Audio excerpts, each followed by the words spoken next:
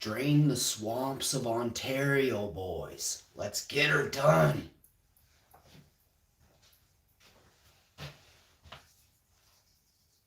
On today's show, we're going to be following the Freedom Convoy as it travels to Ontario. It yesterday traveled through Winnipeg, and I'm sure it has made its way directly into Ottawa by now.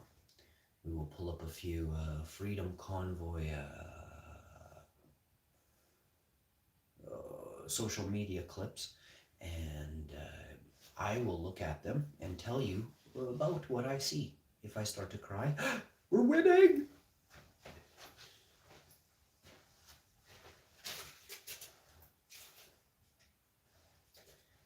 Consider me like the groundhog, and if I'm crying, Canada's free, okay?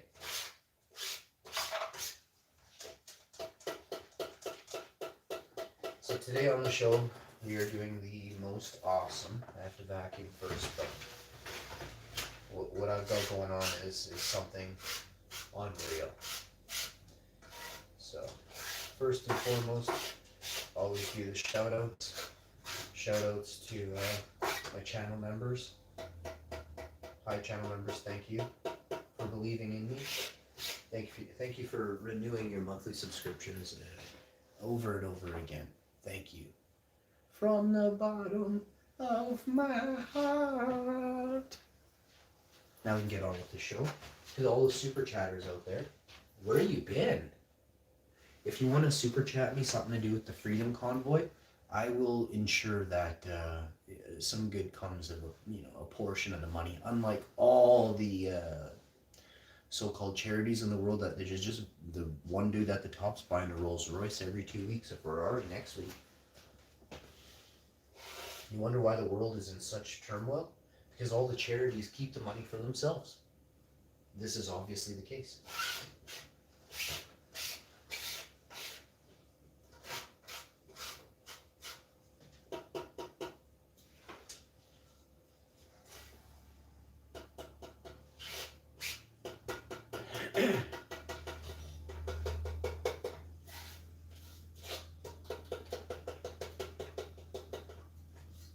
Oh, we found a beaner.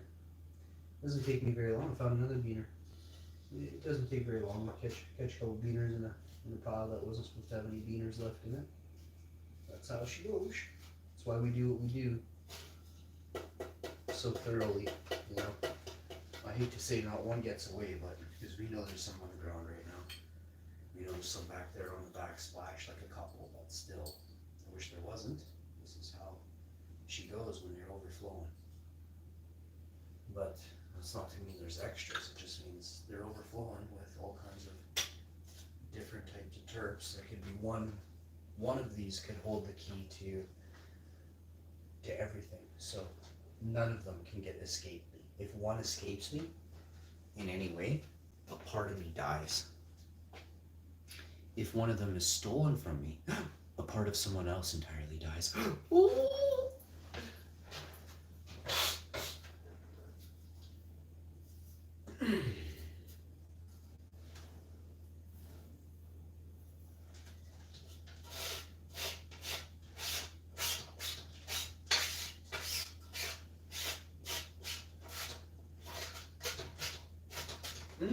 Got a nice cup of green tea here. I'm using up all the tea bags in the house, apparently. I actually love green tea. I was drinking green tea for so many years, and then I was on the peppermint tea. And I kind of stayed on the peppermint tea train. I also got to get these going at least a little bit. I got another bag here, plus I got those other sets. I'm probably using a brand new set to start. Still, I got my silver spoon. I have never been silver spoon fed. I definitely got something once or twice here and there, but who hasn't? Oh my god, we're just sitting here with beans, just sitting here. Why would there be beans in this? I mean, this one I need. Oh, and an old dried out spider. Wow. You guys want to see the old dried out spider or the two beans? You can pick. Am I desecrating the body by showing you a dead spider? Maybe, making fun of it, kind of? I'm trying not to think like that. I mean, I'm not. I wasn't going to make fun of it. I'm just going to show it to you. Maybe I won't.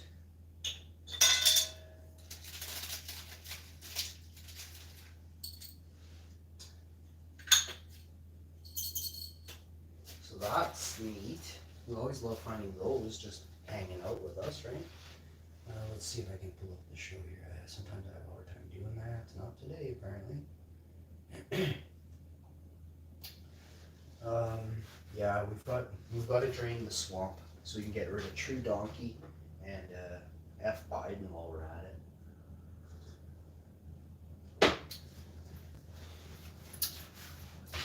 Let's go Brando or F Biden. Which one do you prefer? F Biden or let's go Brando? You guys decide. I love the F Biden. I'm not really a Brando person. Nothing. I guess Brandon, but Brando is for Trudeau, right? So you got Brandon in Biden, and you got Brudo or whatever, Brando. You got Brando and Brandon. So you got, I like F Biden and I like TRUDONKEY. Those are my two. I always like it when people read the write-up. So that's important. Here we have a live chat. You know, it kind of pains me to say that because on one hand, Trudeau, he legalized, right? So he took some of the stigma. I say some because there's still a ton of stigma left, especially I'm in Winnipeg. People here are so redneck, so archaic, that they still think cannabis is evil, right? While they smoke a cigarette and drink a bottle of wine. Seriously. They think cannabis is bad. While they do pharmaceutical pills, they think cannabis is bad. These are the idiots of this province, you know? The ones who look down on something the elites look down on that helps you unlock your brain and make your creative side come out and not make you so simple and gives you empathy. This is something we should demonize. Even still, after it's legalized, let's continue to demonize it because your parents did. This is where the instilling comes in. This is the indoctrination of the devil himself and his mindset. So scrub it, scrub it. Whatever your parents told you about cannabis, scrub it. It's a medicine used in Canada, prescribed by doctors to help with pain and inflammation, sleep, eating disorders, PTSD, arthritis, glaucoma. I'm not going to go on. What I'm going to do is I suggest you go read about it. I don't need to inform myself and enlighten myself. You do. If you hate cannabis, you go enlighten yourself and read up on it. Don't read up on the 3 articles that are still written by the DEA and Big Pharma because they want you on their pills, not the pill that's grown by some redneck on Highway 59. They want you in their pill shop. Remember this. And if you don't think Big Pharma owns and has their devilish claws in every news agency in Canada, every newspaper, every magazine in the world, you're an idiot. So these people hold the power of influential lies that you are believing still to this date. You're an idiot. You want to play a game of chess? You want to play a racket sport? Do you want to have a spelling bee? I will do it absolutely on edibles. You would never have a chance. I would make you look a fool in half a minute. Do you want to do math? Do you want to get to like the serious things now? I could crush you on information that should be readily available and is readily available rather, and not known readily by the public. I would crush you on information you should know that you have no clue about. Come at me, bro. What you think you are is petty if you are against cannabis. Period.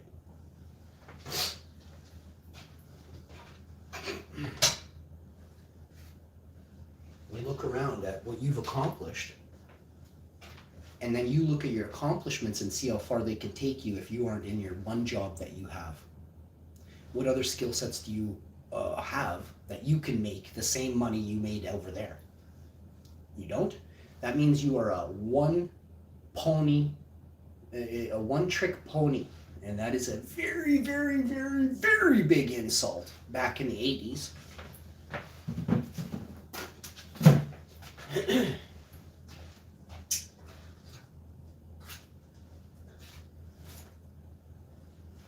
Where I'm from, and the people I grew up with, were masters of many trades. All of them used cannabis daily Um, the people I see now who do these trades, no comparison. And we're talking about an information era we're in now, where to do the right way is simply like a click away on a YouTube video you have to watch for 3 minutes to understand how to do it properly. My buddies never had YouTube. My buddies were literally self-taught or tradesmen who were taught by a master and continued on to become masters of their trades, and all of them consume cannabis. Remember this: masters of their trades, cannabis consumers. You can't even imagine the stuff they can get done in a day or a week you could never accomplish in your lifetime.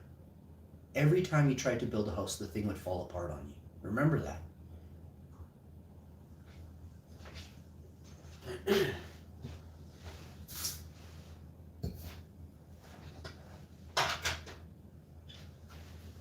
It's high time we stop coming down on those who think they are intellectual, and we start appreciating those that are.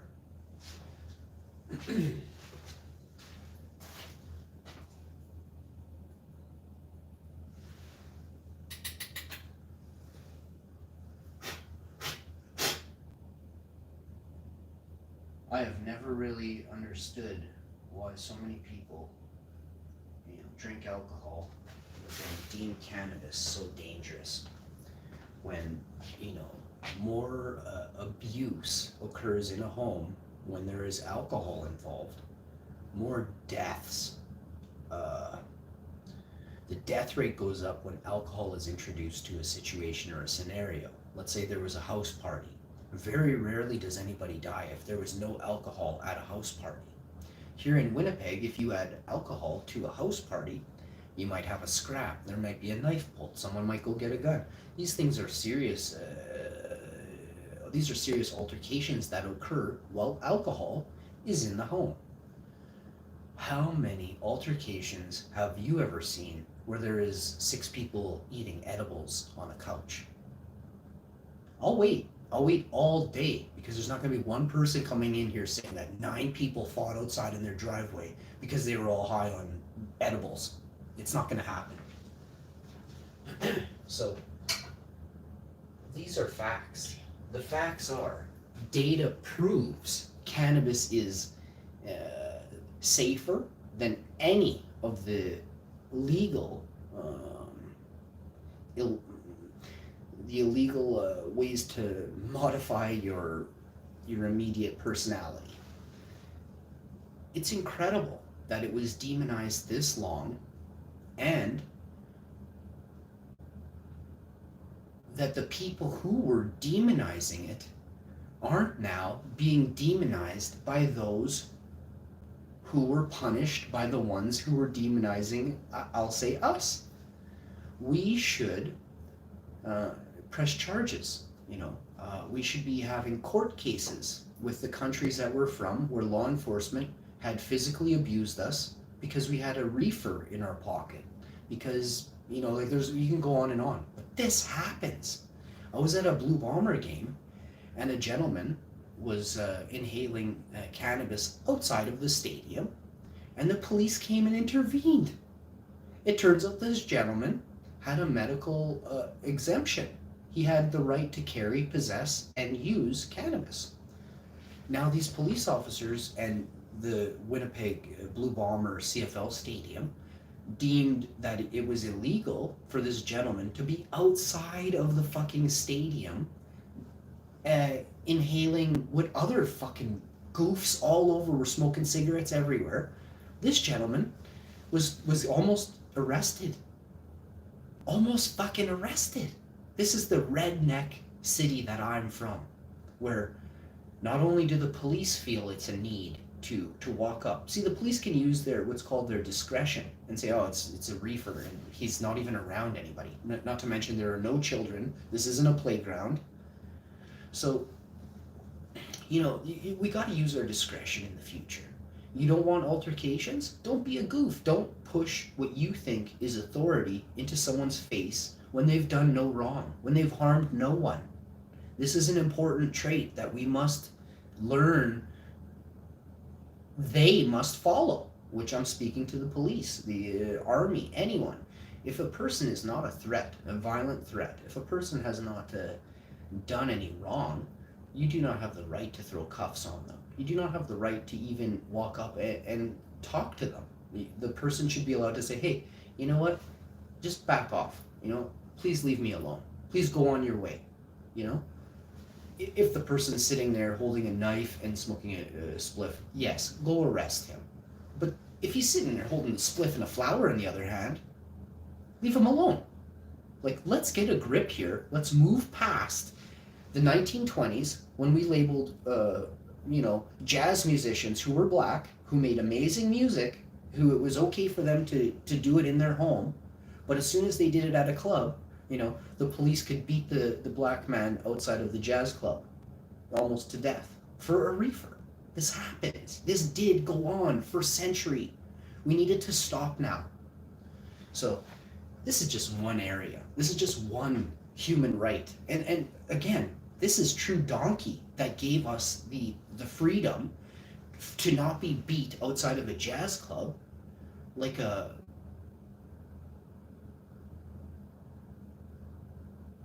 a murderer should be beaten, right? So I want to see the future come and meet where we are now. We live in the past with the way we've been taught, but yet our laws have changed, yet the world has changed, yet the majority still live in the fucking past.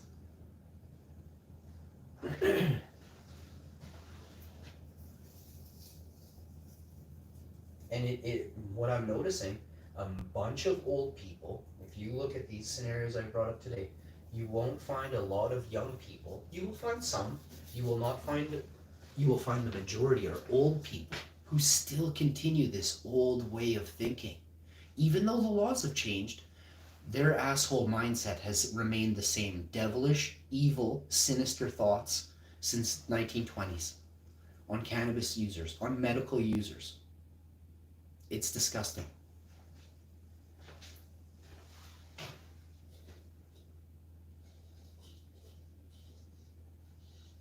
And for people to think that they're better because somebody carries cannabis in their pocket, you want to know who's better? The dude that can grow the cannabis and put it in his own pocket and not rely on anyone. That is the person who is better. If the person judging can't grow cannabis, it's because they're jealous of your ability to create. When they can't even produce a vegetative plant that looks half decent and can't make it through the first windstorm of the summer, and it's a little basil plant or whatever crap little dinky thing they're growing, and you can turn 60 to 100 gorgeous, seedlings into towering monsters, remember, you're the boss, not them. You're the boss, not them. Because one day, when the lights go out, I want you to ask yourself, which person will survive? Which person? The donkey or the master grower? You remember that. Who's going to come begging? Who's going to come begging when they didn't have enough food on their plate to feed themselves, let alone their family? They're going to come begging to a master grower. And remember, all master growers should turn their backs on anyone for a reason. You're just going to continue the perpetuation of what their lifestyle and their mentality has led up to till this point. It's time for them to go on their way, walk their own walk, live their own talk, which we're not going to get them very far, is it? When you can't feed yourself, go on with you. Remember, you had your chance to be kind, and you chose not. You chose the path of evil when you could have been a good man or a good woman, and not pointed fingers, not thrown rocks in your glass house. And believe me when I say, time is running very short for all of you to grow an abundance of food, to collect and harvest an abundance of seeds. Time is running extremely short now. When you can't get food delivered to you, not because truckers aren't delivering it anymore, because there's no more gas, because there's no more community involvement, when everybody fends for themselves, which pretty much is already going on. Have you ever watched somebody break down? Did you see anybody break down this winter? Well, we saw a lady in the ditch, not in the ditch, but in the snowbank, and we stopped instantly, just the other day. Um, if it was a dude and there was already a bunch of dudes there and it wasn't, but this one was a lady and she was sideways, and I was like, how did you do that? And I know how it is, right? I don't suck at driving, but I get some people do. And that's just how it is. I've driven on ice tons in my life, especially growing up young. I was on an ice track. Many of you will never even touch an ice track. An ice track is literally black ice on a highway, but thick, thick black ice. There's no such thing as thick black ice. So imagine this. Imagine giving her around a track for 4 to 6 hours a day, 5 days a week for 4 months, right?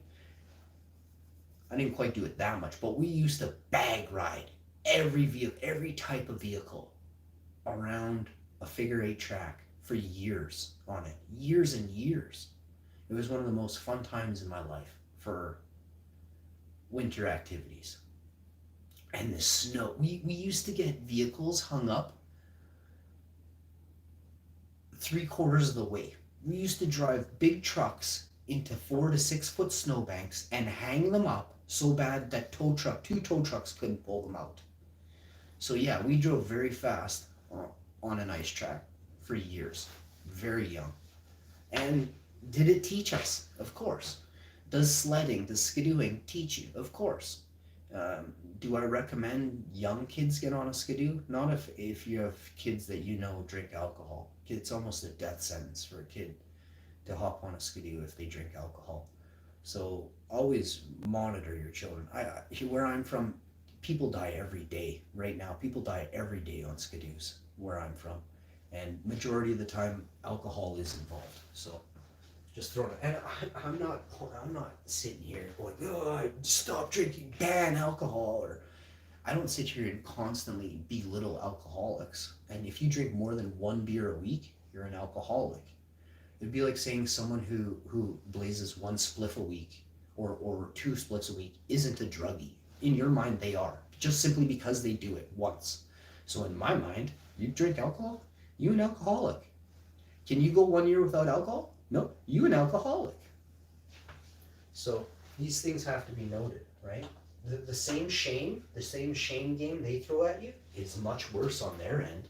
An alcoholic is probably 80% of every person in the world has an alcoholic family member who is the most despicable person you can think of quickly. That's how bad an alcoholic is. So remember, everybody, if you sit there sipping a wine, sipping a hard alcohol, but you're condemning cannabis users, just remember, you're the goof of all goofs. The absolute goof of all goofs. There's no bigger than you. Rock thrower of glass houses.